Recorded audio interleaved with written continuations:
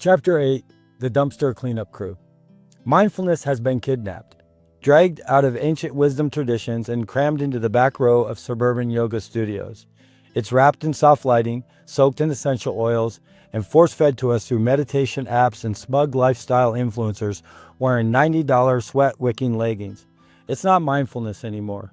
It's branding. But we don't need serenity delivered by whisper-voiced wellness coaches.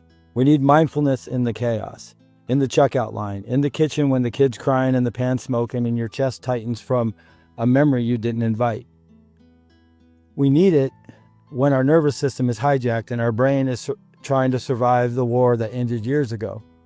We need it in real life, where there's clutter, conflict, noise. Mindfulness isn't about escaping.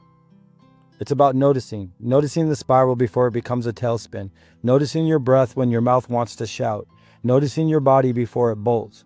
You think you're coping by planning, bracing, calculating, but mostly you're just time traveling through fear. Reliving old pain, pre-living new disasters, and wondering why the present feels like it never showed up. We tell ourselves that forecasting pain is the same as preparing for it, that dragging the past behind us somehow makes us more responsible, that staying ahead of the worst case scenario is smart. But it's not smart, it's exhausting. Mindfulness is the only thing that keeps us from dragging yesterday into today and calling it wisdom. And here's the part that we always miss. We can't radically accept anything unless we're grounded in the moment where it's happening. That's the trick. You can't practice radical acceptance yesterday. You can't do it tomorrow either. You can only do it now. That's why mindfulness matters. Not because it's soothing, because it's the only portal into the present, and the present is the only place where anything can change. When we're not present, we don't even get the chance. The pain of the past blends with the fear of the future and poisons everything in between. That's what keeps us stuck, and mindfulness is how we unstick. How we notice, how we stop pouring gasoline on a fire that's already burned half of our life down. Mindfulness is not enlightenment. It's attention, non-judgmental, deliberate, as if our life depends on paying attention, because it does. I borrow this definition from Dr. Jon Kabat-Zinn. He emphasizes that mindfulness isn't a mental trick. It's a basic human trait that is required to survive in this world.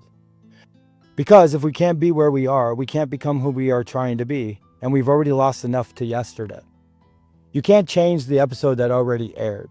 You can't predict the twist that hasn't shown up yet. You can show up for now, and that changes everything. We wake up and feel the dread that nothing we do today will make tomorrow better. You know that feeling? That slow drip anxiety that today doesn't matter because tomorrow is already ruined? You have control over this. It's the only thing you do control. How you see it, how it affects you, what you're going to do about it next. This is where mindfulness works. Not as a solution, as an orientation. Mindfulness puts you square in the middle of your own life, not to fix it, but to see it. If we can't see it, we can't change it. And if we don't catch ourselves in the present, the pain of yesterday and the fear of tomorrow will keep deciding who we are today. This is Chapter 8, the beginning of Chapter 8 from my book, Idiot Factory, now out on Amazon.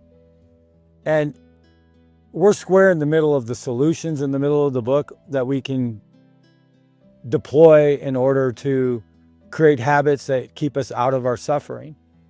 However, we can learn them, but if we don't practice them as regular habits, if we don't enjoy what they are and see them as something that we need to be integral to who we are, because we're human, we're just going to fall right back into suffering.